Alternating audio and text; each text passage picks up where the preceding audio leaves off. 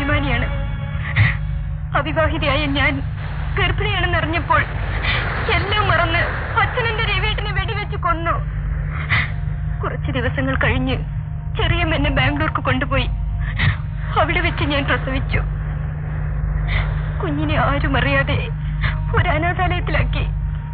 പക്ഷേ എനിക്കെന്റെ കുഞ്ഞിനെ കാണാതിരിക്കാൻ കഴിഞ്ഞില്ല. ഞാൻ എന്റെ ആഗ്രഹം അനാഥാലയത്തിലേക്ക് എഴുതി.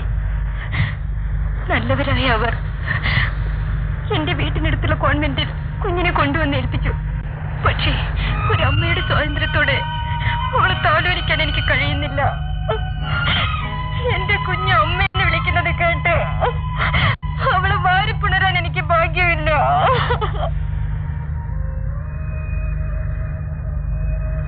ബാബു, നിർഭാഗ്യവതിയായ എന്റെ കഥ ബാബുവിനെ നൊമ്പരപ്പെടുത്തിയോ? ഇല്ല, ഞാൻ ചെയ്തു പോയ ക്രൂരതയോർത്ത് സ്വയം വേദനിച്ചു പോയതാണ്. ക്രൂരതയോ? അതെ ബീനെ, നീ വിചാരിക്കുന്നത് പോലെ രവിയെ കൊന്നത് എന്റെ അച്ഛനല്ല. പിന്നെ ഞാനാണ്. ഞാൻ ജോലിയില്ലാതെ അലഞ്ഞു നടക്കുന്ന കാലമായിരുന്നു.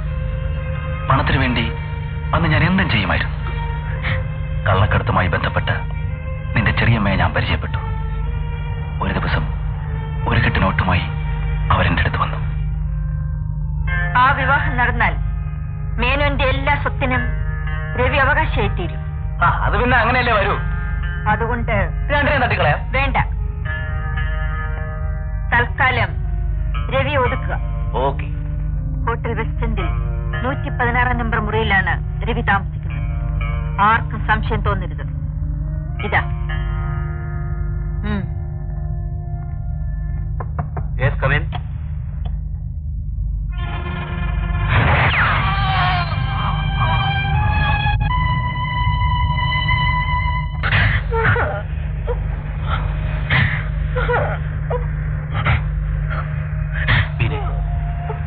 ആ കൊലപാതകത്തിലൂടെ ഒരു അമ്മയുടെയും കുഞ്ഞിന്റെയും ജീവിതമാണ് ഞാൻ തകർത്തതെന്ന് അറിഞ്ഞിരുന്നില്ല. തിരുത്താനാവാത്ത വലിയൊരു തെറ്റാണ് ഞാൻ ചെയ്തത്. എനിക്ക് മാപ്പ് തരും. മാപ്പ് തരില്ലേ ബീനെ?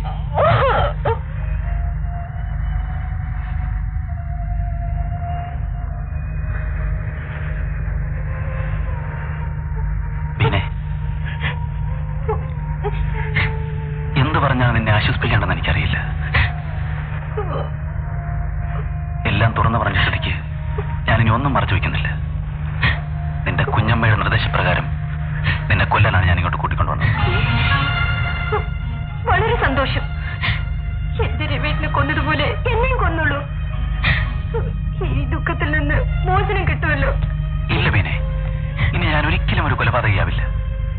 നിന്നെ നിന്റെ കുഞ്ഞിന്റെ അടുത്തെത്തിക്കായിരിക്കും ഇനി എന്റെ ഏക ലക്ഷ്യം. അവളെ ഞാൻ ഒരിക്കലും അനാഥയാക്കില്ല. എന്നെ വിശ്വസിക്കൂ.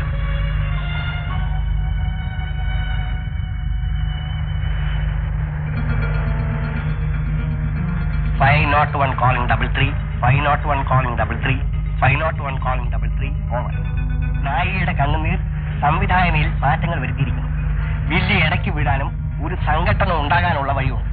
കഥാഗതി മാറുന്നതിന് മുമ്പേ ഉടൻ പുറപ്പെട്ടു വരിക. Over. Message will be transformed to Tiger immediately. Message will be transformed to Tiger immediately. Message will be transformed to Tiger immediately. Over. നിങ്ങൾ ഒറ്റയ്ക്ക് വന്ന എന്താ? ബീന എവിടെ മിസ്റ്റർ? പണം എവിടെ? പണം നിങ്ങൾക്ക് കിട്ടിയില്ലേ? ഇല്ലല്ലോ. എന്റെ ഭർത്താവ് ബ്യൂറോയിൽ നിന്ന് 10 ലക്ഷം രൂപ എടുത്ത് പെട്ടിയിലാക്കി കൊണ്ടുവരുന്ന ഞാൻ സാക്ഷിയാണ്. പെട്ടി നിങ്ങൾ ആവശ്യപ്പെട്ട സ്ഥലത്ത് കൊണ്ടുവന്ന് തന്നില്ലേ? പെട്ടി തന്നു. എന്നാൽ അതിനകത്തുണ്ടായിരുന്ന എന്താണ് തുറന്നു നോക്കിയാട്ടെ.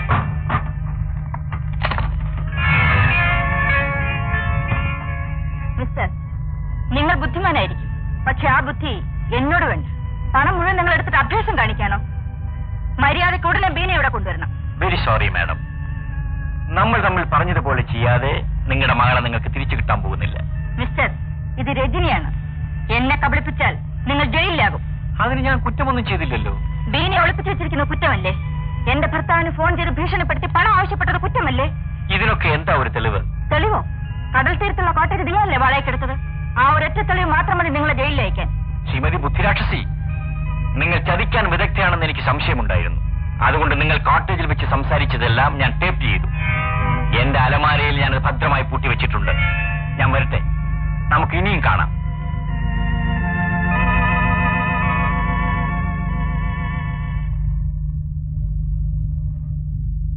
നിർമ്മലേ, നീ എന്താ ഇങ്ങനെ നിൽക്കുന്നത്? ഇന്ന് ജോലിക്ക് പോയില്ലേ? നീ എന്താ ഒന്നും മിണ്ടാത്തത്? നിനക്ക് എന്ത് പറ്റി? ഒരു ചെറിയ ഭയം.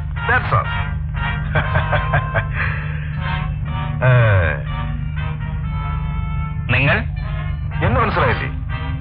ഒരിക്കൽ ജനാലപ്പുഴത്തിലൂടെ എന്നെ ഒന്ന് കണ്ടു, പിന്നൊരിക്കൽ ഇരുട്ടിലൊന്ന് കണ്ടു.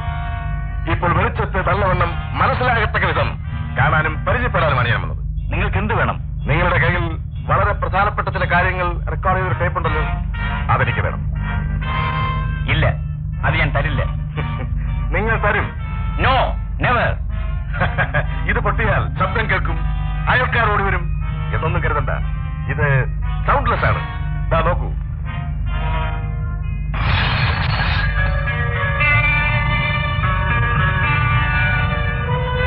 അപ്പോ എന്താ സാറിന്റെ തീരുമാനം? ആ ടേപ്പ് അങ്ങോട്ട് കൊടുത്തേക്കോ. ഇല്ല, ഞാൻ കൊടുക്കില്ല. എന്നെ കൊല്ലണമെങ്കിൽ കൊല്ലട്ടെ. നിങ്ങളെ മാത്രമായി കൊല്ലാൻ ഞാനൊരു വ്യക്തിയല്ല. ആദ്യം നിങ്ങളുടെ ഭാര്യയുടെ നെഞ്ചിൽ ഞാൻ നിറയൊഴിക്കും. അവർ നിങ്ങളുടെ മുമ്പിൽ കിടന്ന് പിടഞ്ഞു മരിക്കും. അതിനുശേഷം മാത്രമേ നിങ്ങളെ ഞാൻ കൊല്ലൂ. ഞാനാണ് പറയുന്നത്, ആ ടേപ്പ് എടുത്ത് കൊടുത്തേക്കോ.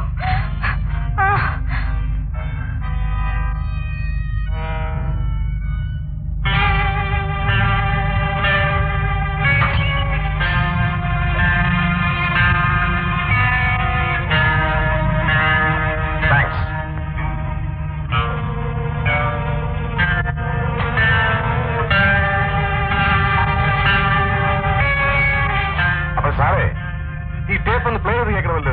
അതിനുള്ള സൗകര്യം ഇവിടില്ല. സൗകര്യം ഉണ്ടാക്കിയേ പറ്റൂ. എന്തു പറയുന്നു?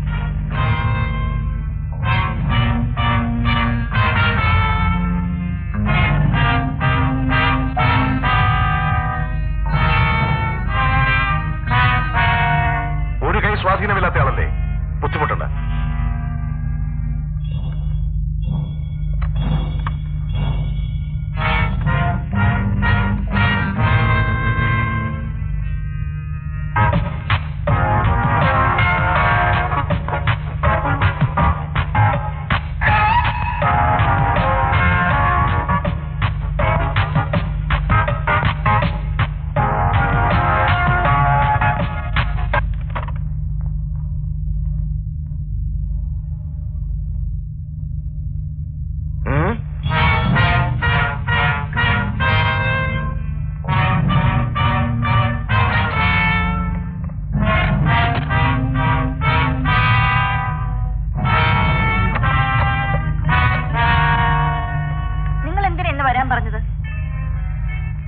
മിസ്സിസ് രജിത് മേനോൻ പറഞ്ഞ കാര്യങ്ങൾ ഒന്നുകൂടി ചർച്ച ചെയ്യണം.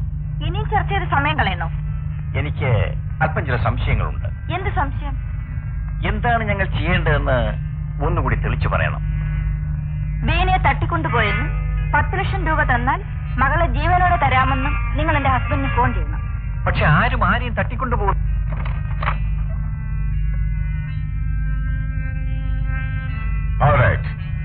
Thank you. നമുക്കിതേ കാണാം.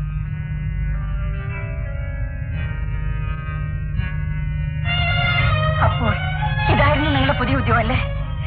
ലക്ഷങ്ങൾ സമ്പാദിക്കാൻ നിങ്ങൾ കണ്ടെത്തിയ ജോലി ഇതായിരുന്നല്ലേ? നിർമ്മലേ, ഞാൻ വേണ്ട, നിങ്ങളൊന്നും പറയണ്ട. പണം ഉണ്ടാക്കാൻ വേണ്ടി നിങ്ങൾ എത്രയൊക്കെ തരം താഴുമെന്ന് ഞാൻ കരുതിയില്ല. നിർമ്മല,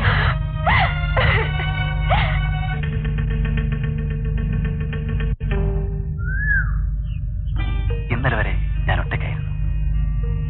എന്നെ സ്നേഹിക്കാനോ തിരുത്താനോ ഈ ലോകത്ത് ആരും ഉണ്ടായിരുന്നില്ല. വീണ അടുത്തിരിക്കുമ്പോൾ എന്റെ പ്രിയപ്പെട്ടവരാരോ എന്റെ ജീവിതത്തിലേക്ക് കടന്നു വന്ന പോലെ എനിക്ക് തോന്നുന്നു.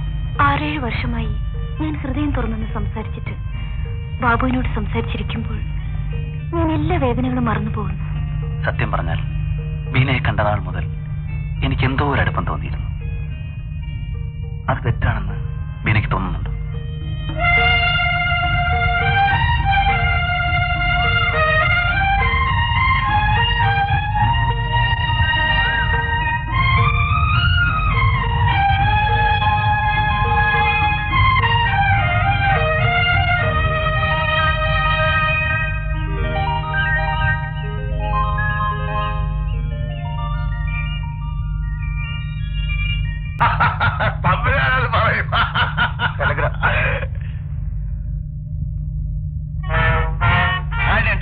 ബാഹിയിൽ നിന്നും ആയുഷുണ്ട്. ബാബുവിനും ബീനയ്ക്കും എന്തെങ്കിലും പറ്റിയോ? പറ്റിയില്ല, പറ്റാൻ പോകുന്നേ ഉള്ളൂ. എന്താണ് ഉണ്ടായത്? ബാബു നമുക്കെതിരായി. ആ പെണ്ണിന്റെ തൊലിവെളുപ്പിൽ അവൻ മയങ്ങിക്കാണും. അങ്ങനെ മയങ്ങാൻ പാടില്ലല്ലോ. ഇനിയിപ്പോഴെന്ത് ചെയ്യും? Please, wait and see. ഒരാൾ തോക്ക് കാണിച്ച് ഭീഷണിപ്പെടുത്തി ടേപ്പ് വാങ്ങിച്ചുകൊണ്ട് പോയിട്ടും എന്നെ ഇതുവരെ അറിയിക്കാത്തത്? ചന്ദ്രനെ കാണാൻ ഇങ്ങോട്ട് പോന്ന് കാണുമെന്നാ ഞാൻ വിചാരിച്ചത്. രാജേട്ടൻ വീട്ടിൽ നിന്ന് എന്നാ പോയത്? വെള്ളിയാഴ്ച. ആവശ്യമില്ലാത്ത ഈ എടാകുടത്തിൽ ചെന്ന് ചാടി വല്ല അപകടം പറ്റി കാണുമോന്ന് എന്റെ പേടി. ഏയ്, അങ്ങനെയൊന്നും വരില്ല.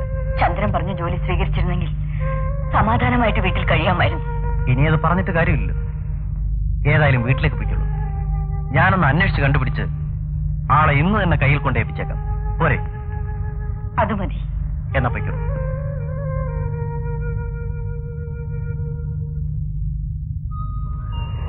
ബീനെ, ഇനി ഇവിടെ കഴിയുന്നത് അപകടമാണ്.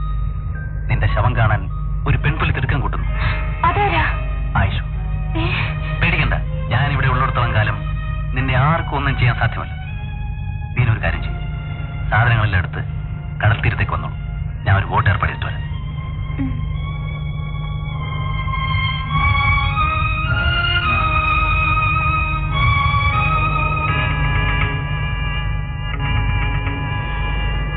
വഴി തെറ്റിയോ? മനസ്സിലായില്ല. എനിക്ക് മനസ്സിലായി. നോക്കൂ, നമ്മൾ മാത്രം ഒരു തോണിയിൽ സഞ്ചരിക്കേണ്ടവരാണ്. മറ്റൊരാളെ അതിൽ കയറ്റാൻ ഞാൻ സമ്മതിക്കില്ല. അവളൊരു പാവം അനാഥയായ ഒരു കുഞ്ഞിന്റെ അമ്മയാണ്. ഈ ദയ എന്നു മുതലുണ്ടായി? എന്താ കശാപ്പ് ചെയ്യാൻ ബുദ്ധിമുട്ടുണ്ടോ? എങ്കിൽ ഞാൻ അലി ഏർപ്പാട് ചെയ്യാം. നമ്മൾ പല വിളക്കുകൾ ഊതിക്കെടുത്തി. ഇനി വയ്യ. ബാബു, ഒരമ്മയുടെ സ്നേഹം എന്തെന്ന് ഞാൻ അറിഞ്ഞിട്ടില്ല. ഒരു കുഞ്ഞിനെ അതിന്റെ അമ്മയുടെ അടുത്തെത്തിക്കുന്ന നല്ല കാര്യങ്ങൾ ഞാൻ ചെയ്തോട്ടെ. പ്ലീസ്.